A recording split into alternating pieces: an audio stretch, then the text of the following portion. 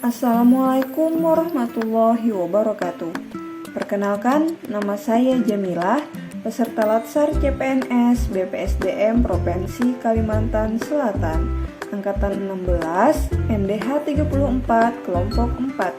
Dan kami ucapkan terima kasih kepada Widai Suara, Ibu Rofiah, Esos, MCS yang telah membimbing kami pada agenda 2 tentang pelayanan publik. Pada kesempatan ini, izinkan saya mempresentasikan tentang pelayanan publik yang berkualitas dan bebas dari kolusi, korupsi, dan nepotisme. Presentasi kali ini saya mulai dari definisi pelayanan publik.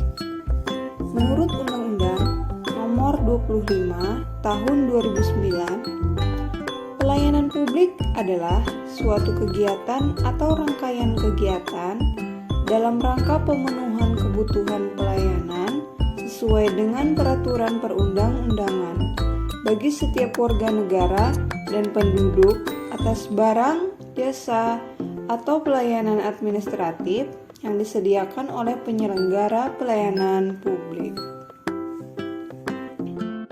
Selanjutnya, terdapat 9 prinsip dalam pelayanan publik. Yang pertama adalah partisipatif, yaitu pemerintah perlu melibatkan masyarakat dalam merencanakan, melaksanakan, dan mengevaluasi hasilnya.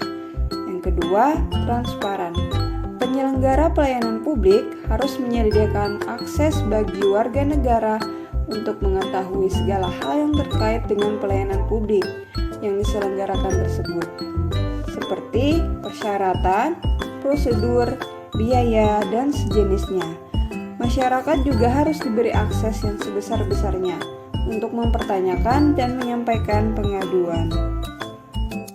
Yang ketiga, responsif, yaitu pemerintah wajib mendengar dan memenuhi tuntutan kebutuhan warga negaranya, tidak hanya terkait dengan bentuk dan jenis pelayanan publik yang mereka butuhkan, akan tetapi juga terkait dengan mekanisme penyelenggaraan layanan, jam pelayanan, prosedur, dan biaya penyelenggaraan pelayanan. Yang keempat, tidak diskriminatif, di mana pelayanan publik yang diselenggarakan oleh pemerintah tidak boleh dibedakan antara satu warga dengan warga negara yang lain.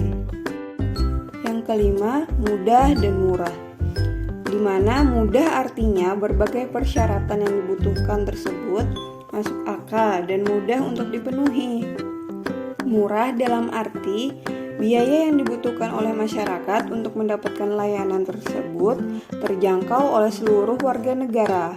Yang keenam yaitu efektif dan efisien, yaitu penyelenggaraan pelayanan publik harus mampu mewujudkan tujuan yang hendak dicapainya dan dilakukan dengan prosedur yang sederhana, tenaga kerja yang sedikit, dan biaya yang murah. Yang ketujuh, aksesibel, yaitu pelayanan publik yang diselenggarakan oleh pemerintah harus dapat dijangkau oleh warga negara yang membutuhkan dalam arti fisik dan non-fisik.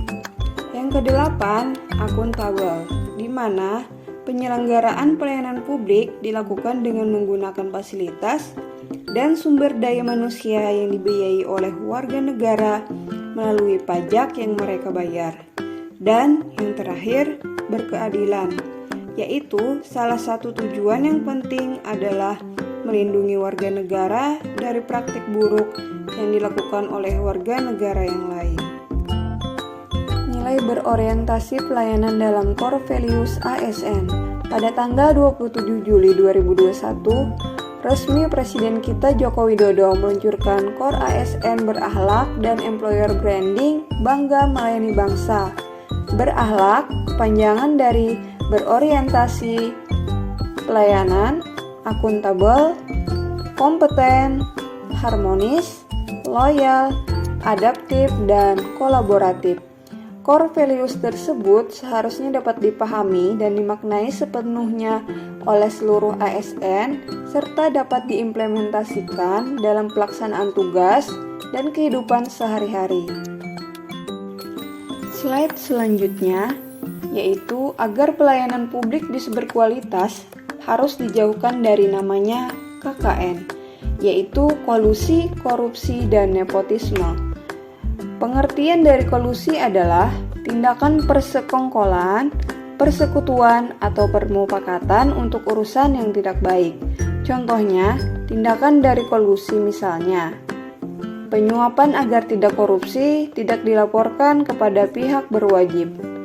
Yang kedua, penyuapan agar diterimanya menjadi PNS. Selanjutnya, pengertian dari korupsi. Korupsi adalah perbuatan yang buruk seperti penggelapan uang, penerimaan uang sogok, dan lain sebagainya untuk memperkaya diri sendiri atau orang lain, atau korporasi yang mengakibatkan kerugian keuangan pada negara. Korupsi di Indonesia bukanlah hal yang baru. Indonesia merupakan salah satu negara dengan jumlah kasus korupsi terbilang cukup banyak. Akan tetapi, banyak juga kasus korupsi oleh para pejabat atau pemegang kekuasaan yang telah dibongkar oleh Komisi Pemberantasan Korupsi atau KPK. Misalnya, contoh dari tindakan korupsi yaitu tidak menggunakan fasilitas kantor untuk kepentingan pribadi. Nepotisme berarti lebih memilih saudara atau teman akrab berdasarkan hubungannya, bukan berdasarkan kemampuannya. Contoh dari tindakan nepotisme yaitu menempatkan anak atau keluarga di dalam sebuah kedudukan untuk meraih gaji yang banyak. Demikian presentasi dari saya.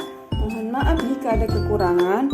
Wabillahi taufiq wal hidayah. Wassalamualaikum warahmatullahi wabarakatuh.